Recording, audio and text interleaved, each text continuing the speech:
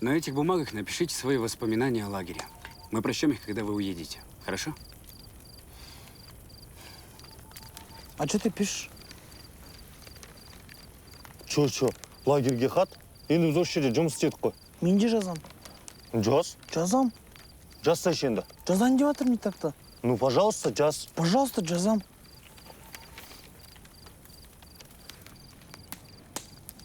Біздің лагерь сендерге несімен ұнады? Маған бәрі ұнады. Көп зат үйрендім. Асық ату, атта шабуды. Ал ең бастысы, менде достарым көбейді. Маған сапараған тамақтар ұнады. И жаным балапан. Рахмет саған. А теперь давайте письма детей прочитаем. Ой, вы же говорили, что прочтете, когда мы уедем. Ну, зачем сейчас? Мы вас обманули. Или вы про нас что-то плохое написали? Давай с твоего и начнем, Булат. Эй, так нечестно, я же от души писал. Кто правила придумал? Сам виноват.